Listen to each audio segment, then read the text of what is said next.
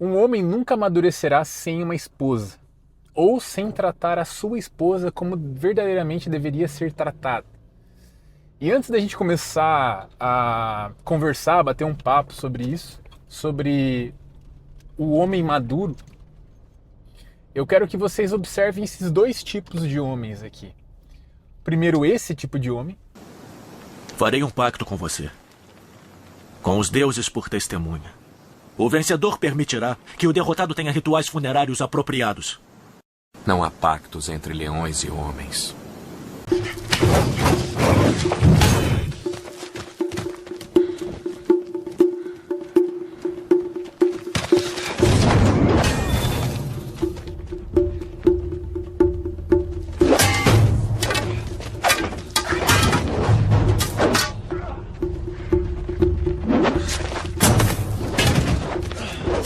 Que os homens podem fazer contra tanto ódio?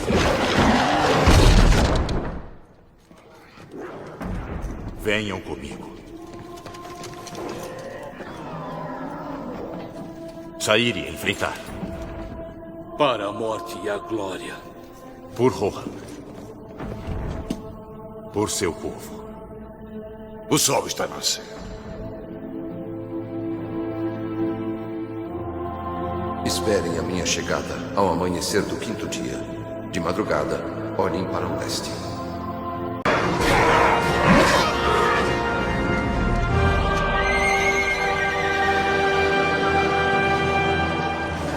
Gandalf.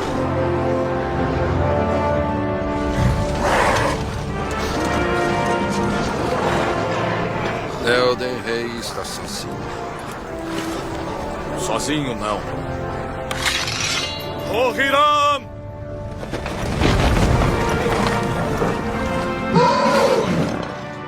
Elmer! Ao rei!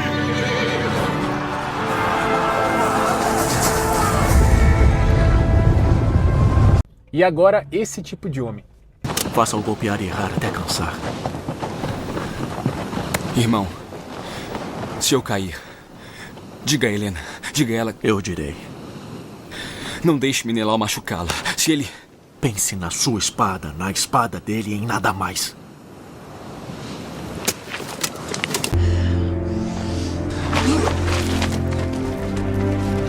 Foi por isto que você me deixou! Lute! Me enfrente! Seu covarde! Me enfrente! Temos um pacto! Lute! Lute com ele, filho. Lute com ele. Me enfrente! These are for you. Keep them close. I'm going to have a look around. Stay here. Want a tomato salad? What are you doing? Tomatoes, sausages, nice crispy bacon. We saved some for you, Mr. Frodo. Put it out, you fools! Put it out! That's nice.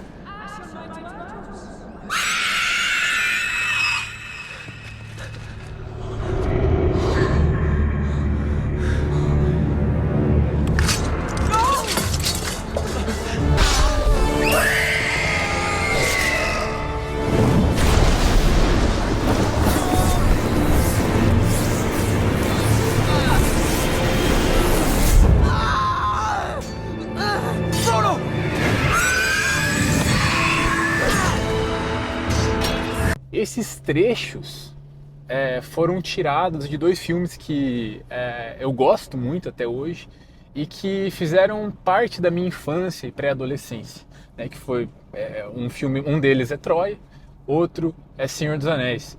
E esses filmes me fizeram entender um pouco mais e descobrir como era, né, a figura de um homem forte.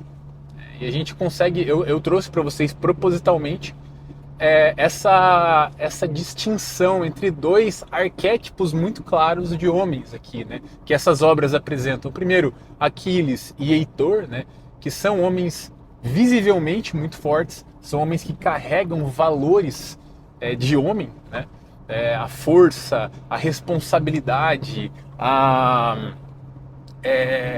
o sacrifício para dentro de si, né? Aquiles, que toma parte numa guerra que não é dele, né? E acaba se sacrificando por ela, sabendo já o seu destino. Heitor, que também sacrifica, né, a sua própria vida, o seu próprio ser, para salvar a sua cidade e o seu irmão também, né? E a sua esposa e filho. E de outro lado nós vemos Paris, né? um homem que, diferente de Heitor e Aquiles, demonstra uma característica fraca, uma característica em que precisa ser servido, precisa ser salvo por seu irmão. Na outra obra, né, O Senhor dos Anéis, nós vemos a figura de Gandalf, a figura de Aragorn, né, como homens fortes, homens que possuem também esses mesmos valores, né, homens que dão e sacrificam a sua vida por um bem comum, que conseguem proteger os seus queridos, né, proteger o seu, não somente a si mesmo, né, na guerra ou na batalha, mas também os seus queridos e o seu objetivo, a sua missão. E de outro lado, hobbits, né, que são seres que, claro, possuem, né, a sua jornada ali de amadurecimento dentro da obra, mas o que eu quero demonstrar é que são seres inofensivos, são seres que não conseguem proteger a si mesmos, né, que precisam ser protegidos. E eu quero demonstrar para vocês que esse arquétipo, ele é muito claro e ele é universal para nós. E existe um porquê disso, existe um porquê de nós conseguirmos enxergar um homem forte e um homem que transparece valores de um homem maduro, de um homem preparado, e do outro lado, valores de um menino, né? de um homem alguém que não está pronto, para carregar o que um homem precisa ser, né? De um menino que precisa de ajuda, precisa de sustento, precisa ser carregado. E isso é muito claro por uma questão criacional, né? E a Bíblia demonstra isso pra gente. Lá em Gênesis, Deus ele criou o mundo, fez a criação com uma funcionalidade muito clara, desde as árvores, né, e de todas as criaturas, né? Uma árvore, ela nasce a partir de uma semente específica, ela vai dar um fruto específico, que dentro desse fruto tem uma semente que vai brotar a mesma árvore, né, desse fruto. E Deus também fez animais que apreciam aquele fruto específico para que a sua missão seja espalhar aquela semente, né? Para que novas árvores cresçam. Então a gente vê que toda a criação ela é funcional, assim como o homem também deve ser funcional. Nada na criação de Deus escolhe o que quer ser ou escolhe o que quer fazer, porque tudo foi feito para um fim específico. Lá em Gênesis 2, Deus ele mostra a funcionalidade do homem, o porquê o homem foi feito, né? Qual é a função do homem dentro da criação de Deus. E a função do homem é cultivar e cuidar.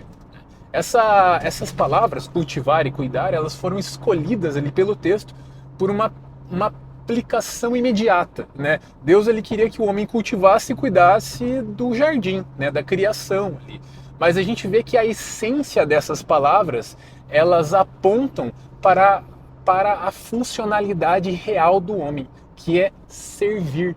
O homem foi feito para servir. O homem ele se sente bem servindo.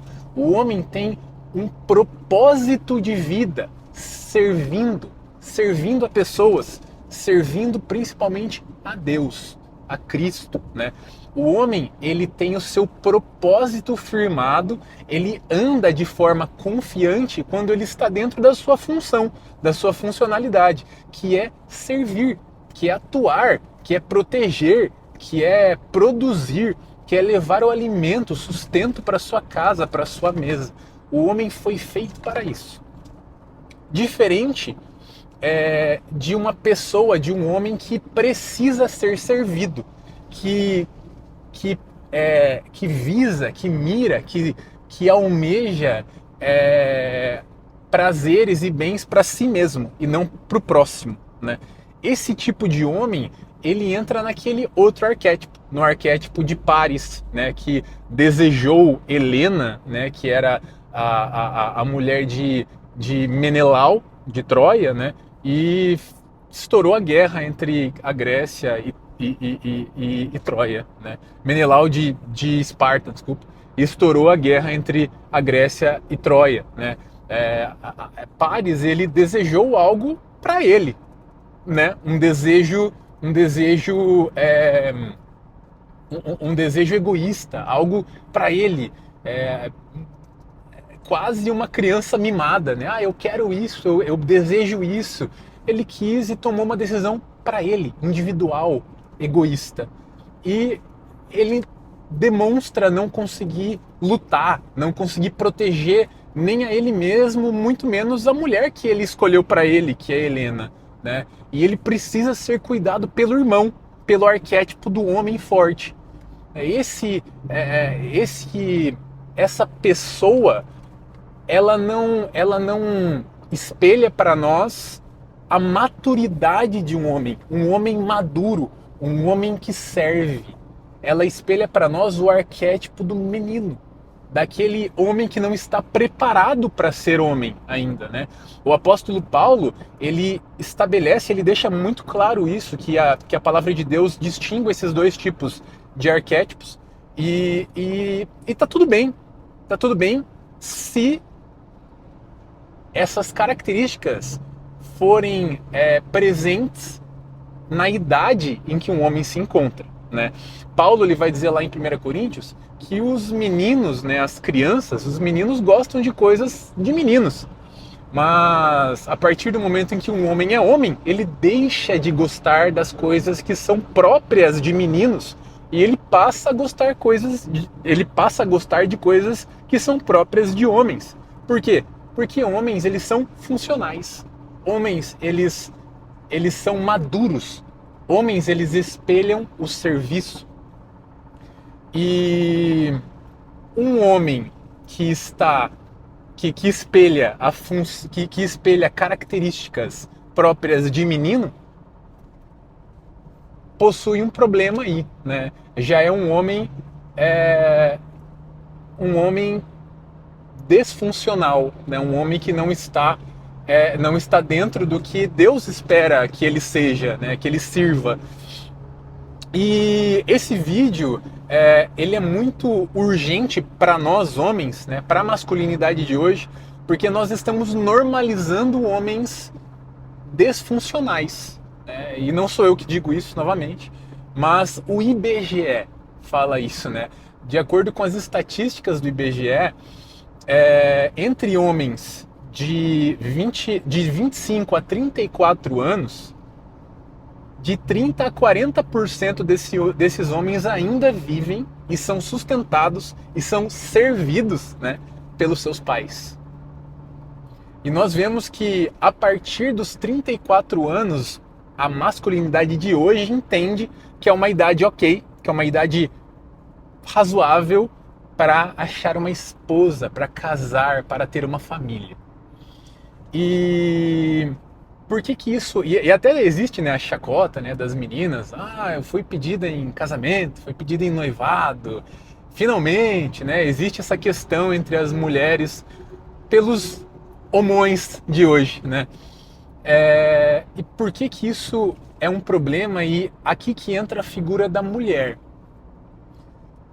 A mulher, ela, assim como o homem, ela foi criada para uma funcionalidade específica. Ela também foi criada para Deus para ser funcional, né?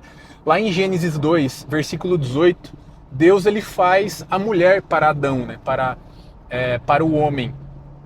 E tem uma palavra muito interessante que Deus usa na criação da mulher, que ele diz que ele fará uma auxiliadora ou uma ajudadora ao homem. E essa palavra, se nós investigamos essa palavra no hebraico, nós conseguimos extrair o que Deus queria dizer com essa palavra, né, de ajudadora, auxiliadora. Em hebraico, essa palavra é Ezer. E Ezer tem a aplicação de redentora. Então essa palavra, ela acaba ganhando um significado muito mais amplo para nós, né? E nós começamos a sair do entendimento de a mulher é só ajudadora, é só auxiliadora, e aquele entendimento de que a mulher é menos importante do que o homem, né? Mas a mulher, ela é a redentora do homem. É uma das aplicações. Então a gente entende a razão da mulher ser a redentora do homem pela própria funcionalidade da mulher dentro do plano de Deus. Deus, ele queria ensinar para o homem, ele queria fazer com que o homem entendesse a sua função, né, que é servir, de forma didática. Deus dá a mulher ao homem para que de forma didática ele entenda, ele aprenda a ser um homem funcional, a ser um homem maduro, a servir. Porque o homem tendo uma esposa para si e, portanto, formando uma família com essa esposa, tendo filhos, tendo que proteger a esposa, tendo que sustentar a esposa, tendo que proteger e sustentar seus filhos, possuindo essa esposa para si, ele aprenderia a servir, né? Ele aprenderia a exercer a função que Deus deu para ele, de forma muito didática, de forma natural, né? De forma necessária. Ele aprenderia na raça a fazer isso, né? Eu aprendi a fazer isso quando eu me casei com a minha esposa. Eu, apesar de já trabalhar, apesar de já estar nas coisas da família, apesar de já ter que acordar cedo, ir para o trabalho, exercer o meu papel na empresa, eu só fui aprender a ter responsabilidade quando eu casei. Na raça, né? Numa construção de lar, né? Uma construção relacional com a minha esposa. E isso é muito interessante, porque se nós lemos ali, entendemos até de onde a mulher foi criada, a mulher foi criada a partir do homem. Eu acho muito interessante que, se eu não me engano, é Matthew Henry, né? Ele tem uma frase muito boa, que ele diz que a mulher não foi tirada da cabeça para governar, nem dos pés para ser pisada, mas do lado, ou da costela, né, a tradução em hebraico ali, do homem, para andar lado a lado. E essa frase e essa origem da mulher, ela é muito simbólica, porque a mulher faz parte do homem. E quando Deus, né, quando o texto lá de Gênesis mostra que homem e mulher tornam-se uma só carne, é quase que um encaixe do quebra-cabeça que faltava no homem, né? É quase que o homem se tornando completo. É quase que essa peça que faltava se encaixando no homem, para que o homem fosse completo, para que o homem ele amadurecesse, né? E por isso eu trago aqui essa necessidade, esse ato quase que natural do homem amadurecer de forma didática a partir do momento em que ele tem uma esposa, a partir do momento em que ele constitui uma família com uma mulher, né? E é interessante que o homem, ele tornando-se uma só carne com a sua esposa, ele se completa. E esse corpo familiar passa de forma completa a servir também, né? Homem e mulher, agora juntos, passam a servir. E não só um ao outro, mas servir o objetivo criacional do homem e talvez da família, que é servir a Deus, né? Hoje em dia, servir a Cristo, servir ao corpo, servir à igreja local, servir aos necessitados, servir a Jesus, juntos, ambos, né? Isso é muito interessante. Eu gosto muito da história, lá em Juízes 13, dos pais de Sansão, né? Quando a mãe de Sansão recebeu um anjo, né, para dizer que ela estaria grávida de um nazireu, né, que é Sansão, de alguém que seria importante, seria grande para Deus, o anjo ele diz para ela, né, como ela deveria criar essa criança, sendo um nazireu. E ela fala para Manoá, né, para seu esposo ali, tudo que o anjo falou para ele e tal. E eu acho muito interessante, né? Manoá, eu imagino Manoá, aquele machão assim, não, o anjo tem que falar comigo, né? Não vai falar com a minha esposa só, ele tem que falar comigo. Eu tenho que ter eu tenho que escutar do anjo, né, como meu filho deve ser criado e tal. Então ele ora para Deus para que o anjo apareça novamente, e ele chega para sua esposa e fala bem assim: olha, se o anjo aparecer para você, me chama, porque eu quero conversar com o anjo. Então o anjo aparece novamente para a esposa de Manoá, né, para a mãe de Sansão. Ela chama, né, Manoá ali na plantação, e quando Manoá vai conversar com o anjo chega para ele e fala assim: olha, Manoá fala, né, não, meu filho, né, vai ser importante para Deus, mas eu quero que você diga para nós, né, como nós devemos criar essa criança que vai ser tão importante pro Senhor e tal. Aí o anjo vira para Manoá e fala assim: olha, é só você seguir as instruções que eu já falei para sua esposa, né? Eu já falei para sua esposa como vocês devem criar ele. Então escute sua esposa. Basicamente, de forma muito natural, né, a gente entende que quando nós nos tornamos uma só carne, o Senhor, ele fala através da nossa esposa, né? Ele fala conosco por meio dessa equipe que nós formamos com a nossa esposa, por meio do corpo familiar. Então, pode ser que Deus não fale só comigo, pode ser que Deus fale com a minha esposa, e aquilo edifique ao corpo familiar, edifique a nós, né? Então isso é muito importante nós entendermos, né? Porque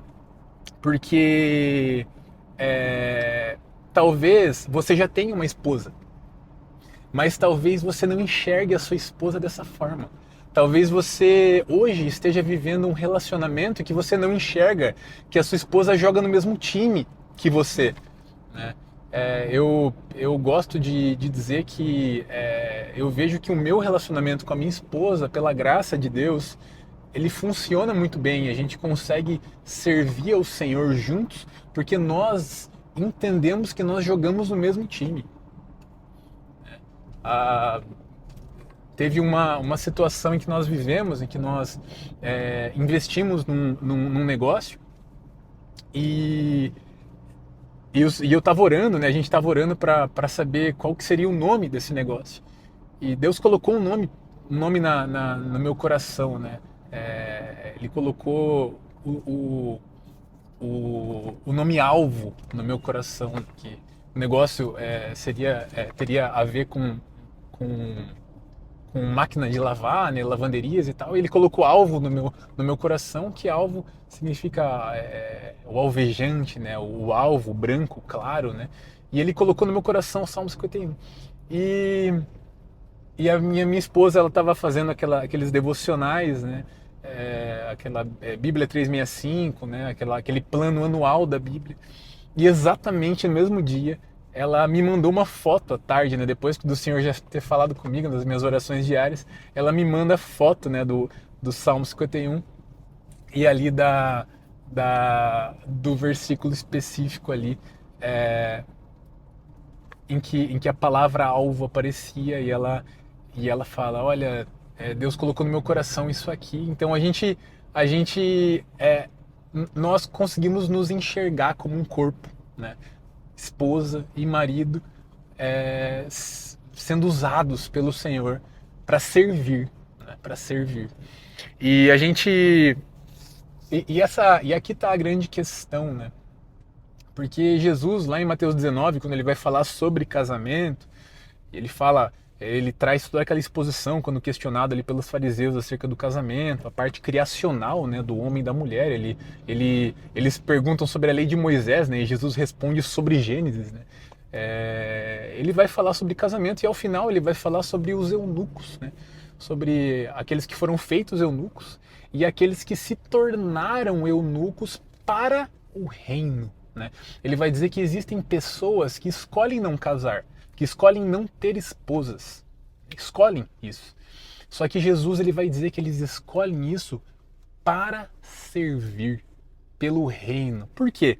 Porque a esposa, ela é dada para nós por Deus para, de forma didática, nós aprendermos a servir, né? E para nós servirmos junto com as nossas esposas.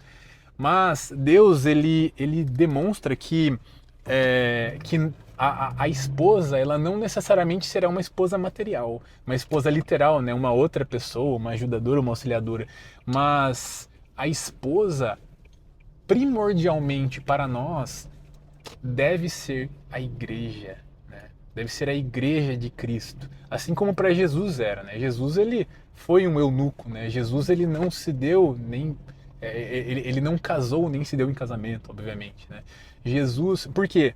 Porque a esposa de Jesus era a igreja. Jesus, ele tinha essa noção a partir de si mesmo e com Deus, que ele não vivia para ele. Ele, como homem maduro, né, ele tinha essa noção de amadurecimento na sua cabeça, obviamente, porque ele era Deus, mas ele entendia que um homem maduro, um homem com propósito, era um homem que servia, que não vivia para ele, mas vivia para a sua esposa, que era a igreja. E essa é a nossa mentalidade como homens. Nós precisamos ter essa mentalidade e nós só iremos nos tornar homens maduros, homens firmados num propósito, quando nós entendermos que nós fomos feitos não para as nossas vontades, não para nós mesmos, mas nós fomos feitos para Cristo, para servir. E eu trago essa provocação, né? Que a partir das nossas esposas, nós de forma didática entendemos, né, que nós fomos feitos para servir. Que Deus abençoe a sua vida e até mais.